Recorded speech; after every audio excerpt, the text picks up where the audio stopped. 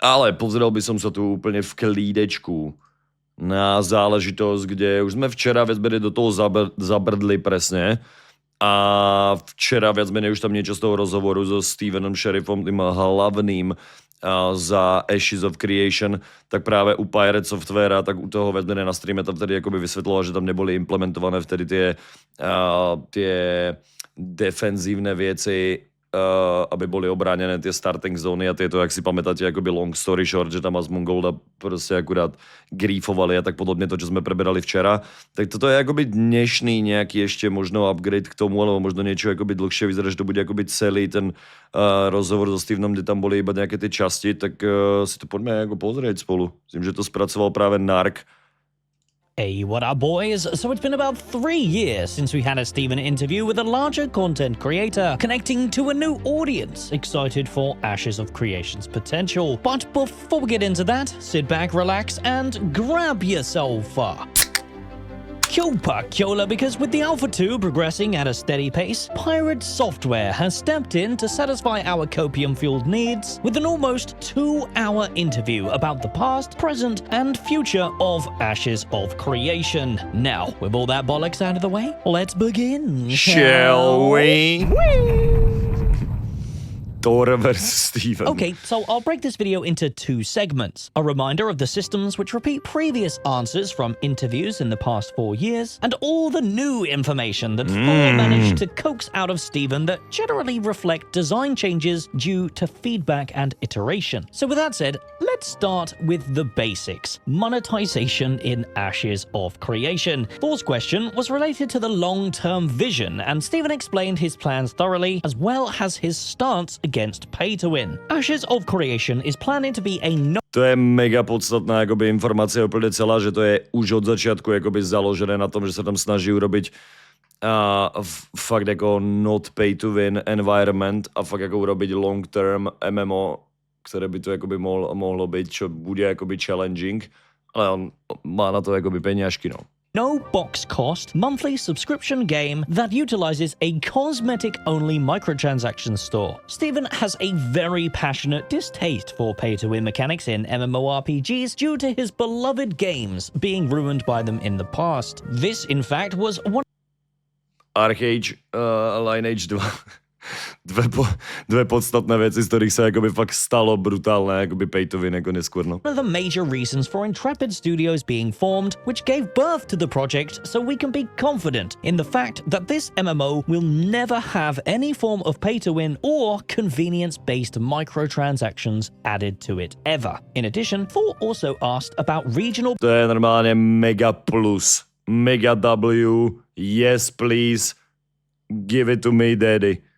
Pricing for the subscription, to which Steven explained that there will be no region locking, but certain regions will have harmonized subscription prices that better reflect their local economies. Harmonized regions will be segregated from other regions, making it more fair across the board to prevent issues that existed within other MMORPGs. Our next question was related to the current lack of soul-bound equipment and whether that is the intended game design. Steven explains that yes, Ashes of Creation is aiming to be a free market, meaning all gear and all... To je ďalšie úplne extrémne plus akoby v tom.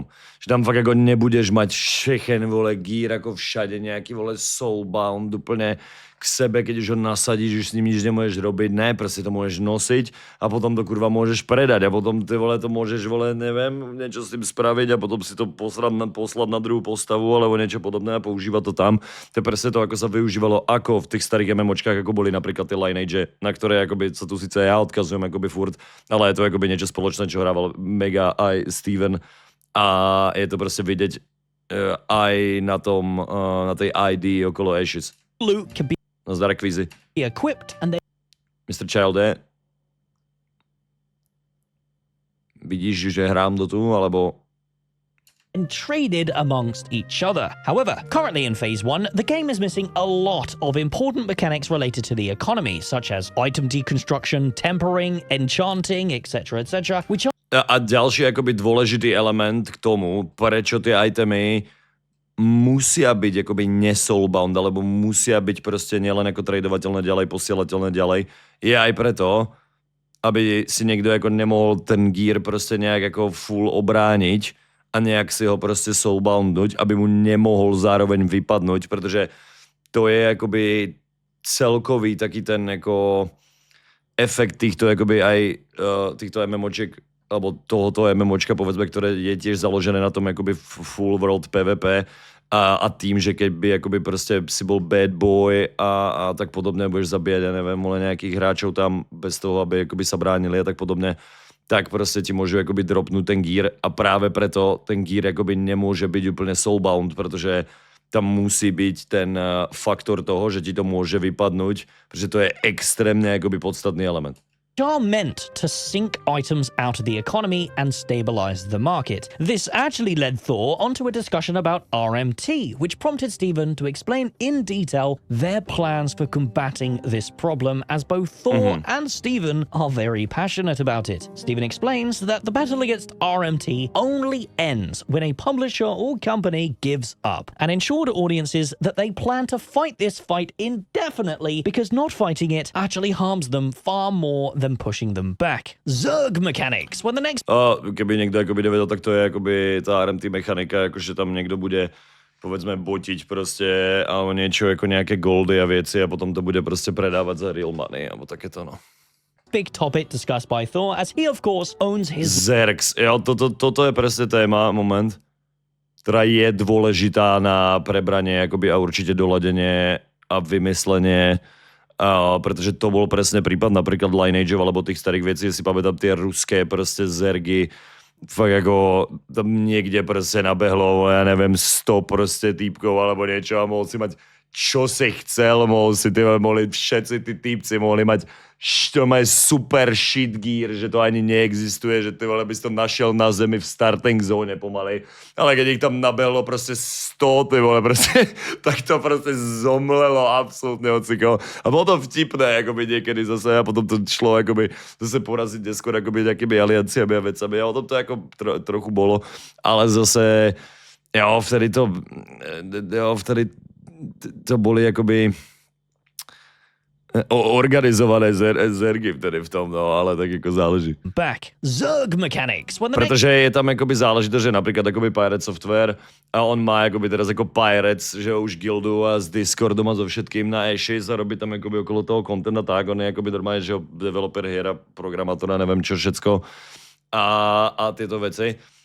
A je to celku jako brutal smart guy teda, ale on má prostě fakt jako tu guildu už teraz nějakých, vole, tam 40 vole klanov alebo niečo, jo. Že tam jako fakt může ovládať, vole, prostě celou, já nevím, nějakou část mapy alebo niečo iba, takže to může být fakt jako funky. In the end, keď se jakoby ten svět nějak jako potom na to servery jako prostě fakt jako rozdělí, že toto je, vole, zóna, vole, pirátov do píči, jako jo, tu platí nějaké pravidla prostě a tak.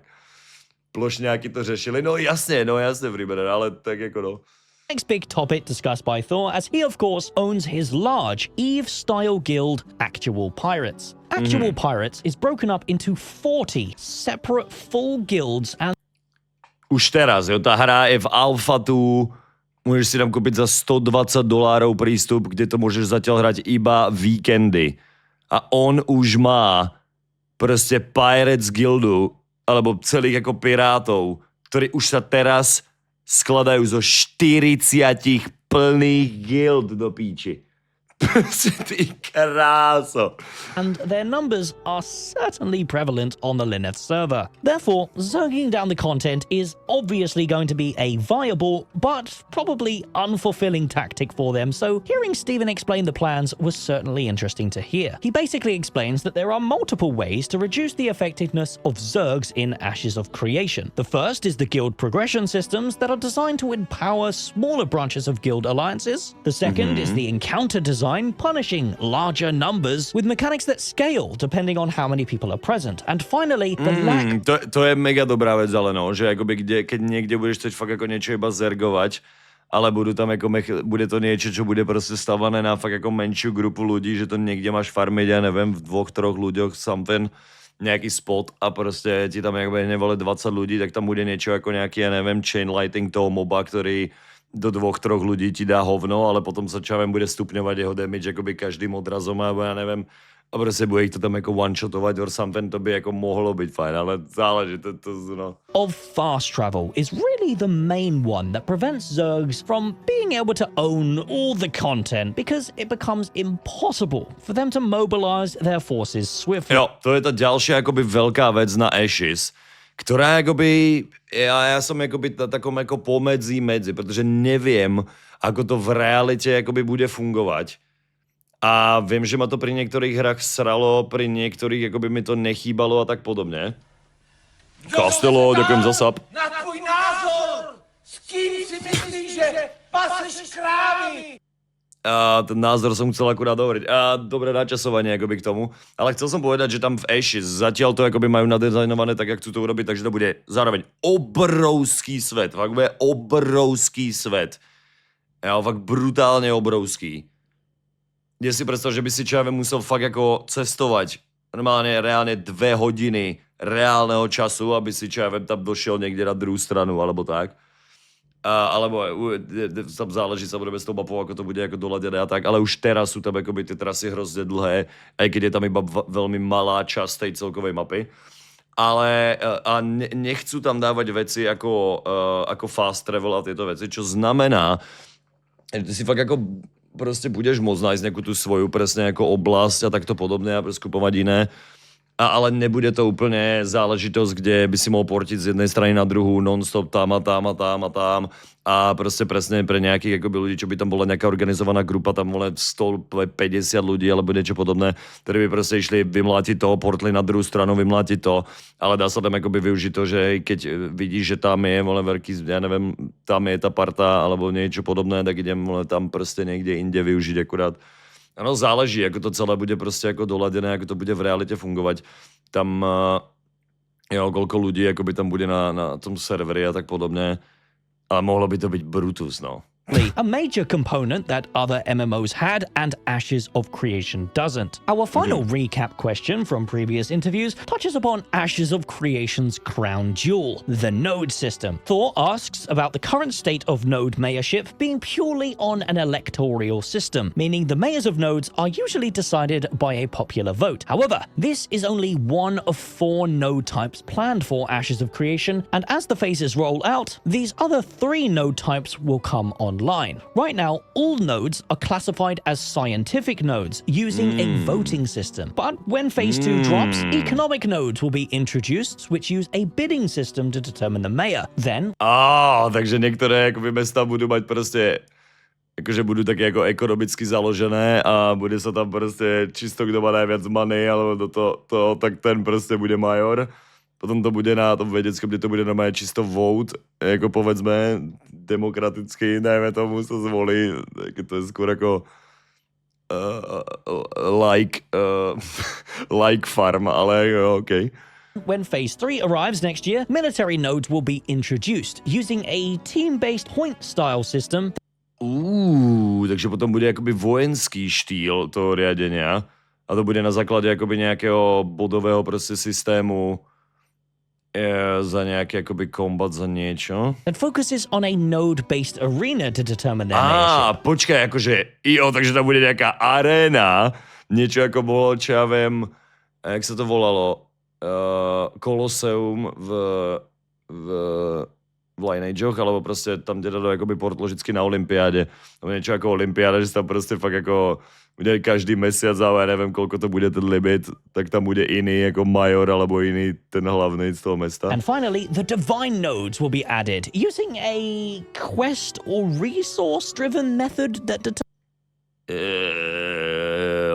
takže ešte náboženská akoby tá tej sa radšej akoby budem tej potom akoby čo teraz budeme držať ako distance. determines its mayors, but we're not quite sure what that means, and we probably won't know until next year, so let's just put a pin in that for now. Because now we're led nicely into the unique questions asked by Thor, and questions that are more related to the current iterations of the alpha test as we play it now. Item drops was the first on our list, asking about drop chance in relation to the character levels, as mobs stopped dropping items if they were about 3 or 4 levels above, which is not ideal, of course. corpse. Steven confirmed that this is a bug right now with the alpha, but the intent is, although XP rates are greatly reduced when you're fighting mobs 3 or 4 levels above, item drop chance will remain nominal, and thus farming for drops in a group can be done with lower level players if you choose. In addition to loot, Thor also asked during a later question the intent behind the gear sets and transmog, to which Steven explained that yes, Ashes of Creation is going to feature a fully fleshed out transmog system. However, when it comes to PvP and... To je zrovna jakoby pre některých týchto, některých jako velmi důležitý feature, jak je pre mňa teda jako úplně zas tak moc ne. Já zas tak moc jako negivujem fakt, ale je pravda, že tam bude veľa ľudí, ktorí fakt jako si potrpia na tom, že si vždycky jako držia svoj vole look postavy takto prostě a teraz to niečo zmenia, ale oni chcú, aby aj tak jako vyzerali absolútne ty vole neskutočne podľa toho.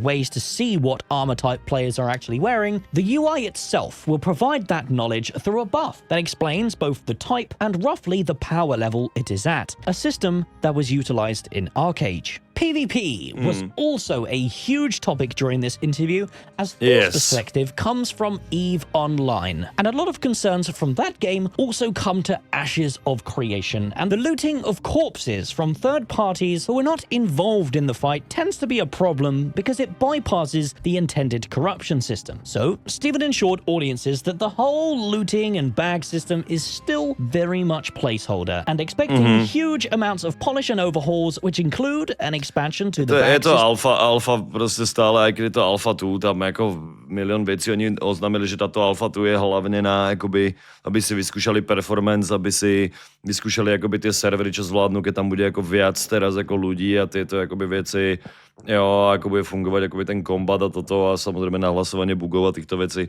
ale já osobně jakoby na celkovo jakože ako vyzerá inventár a tyto veci, to prostě je oveľa jakoby polišnuté podľa mňa, bude tam viac jako věci, to tu môže byť už teraz, ale viem, že prostě ten kombat, čo som sa jako díval, vyzerá jakoby mega pěkně. Vyzerá to jako smooth ten kombat, čo ja viem, že som pozeral jako fakt jako majou a takto milý kombat, možno jako by mňa neláka zase tak jako extrémně moc zrovna na tomto, ale zrovna fakt jako ten Ranger a ten Mage mali aj mega pekné, jakoby už teraz aj ty animačky spelou a prostě vyzeralo to jakoby pěkně. Hlavně nie tam žiadne vole píčoviny okolo, že si nemôžeš prostě dať bary jako chceš, alebo nemôžeš si vole niečo zväčšiť, alebo tak, všetko si môžeš na tej obrazovke jakoby rozhodiť hociak, jakoby v tom HUDčku, jakože prostě rovno. A takéto věci jakoby už sú tam teraz jakoby na tej alfe. A potom to môže byť už iba lepšie, že jo? Tak to bude ešte kurva trvať prostě. And additional perks on these bags that add loot time and how much that you can actually drop. He also explained that looting somebody's corpse is planned to flag you as a combatant sometime in the near future, which should solve the problem for the short term before this bag system is fully fleshed out. And finally, let's talk about wipes. It is a huge topic across the community. Tam predtým akoby riešili vezbere tú vec, že teraz sa tam akoby dá očividne prostě bugovať to, že keď rozumieť, že niekto tam môže prostě iba nenápadne jako chodiť okolo a iba šprintovať okolo, počkať, kým niekto zabije nejakého corrupt guya a potom ho iba vylútiť a ísť do prdele a nic sa to ani nezúčastniť, ani nič. Že by to malo prostě flagnúť aspoň zatiaľ, ale potom to vyriešia akoby tie advanced bag, you know. As obviously, this being a true alpha, people are not fully aware of what's going on with the wipes. Thor pretty much asked him straight, and Steven said that there is a wipe planned for Phase 2 on the 20th of December, as a lot of their content and systems are being pushed forward from the QA and dev branches onto the open development branch that we are participating in. Basically, it's a lot of the stuff listed in the Phase 2 schedule. Not all of the stuff, but it is a fair amount of it. These things include more node expansion, freeholds, story arcs, etc., etc. But it's these types of things that require a fresh world to fully test them correctly. I will also add on to this that it is confirmed that the rogue archetype will not be coming at the launch of Phase 2 due to the team being moved off of that development in order to iterate on immediate feedback given for our currently playable archetypes. And that's pretty much all of the interesting questions from PirateSoftware. It's been such a long time since Steven sat down with not only a large content creator, but also a brand new audience to remind everyone how the game is intending to work by the time it releases in 2077. If you're looking for some more 20. Jo, čo to je? V roku 2077 to určite vyjde, ten Ashes of Creation. My sa určite raz toho dočkáme toho roku. For the good stuff, come join us over at twitch.tv. Kurá, koľko budem mať už do píčičet? Počkajte, ale... No god, to až budeme mať, ty vole, to pič, to budeme normálne v 80, budeme hrať Ashes of Creation, to bude pokčem, ty pičo. Darkiverse, and I'll see you in the next one because you're high on copium. Velice pekné video, velice pekné jakoby zhrnutie tam akurát toho celého. Ja som jako nepozeral úplně celý ten rozhovor, ktorý mal fakt práve PirateSoftware a tuto to mal jako nark celku pěkně pohromade.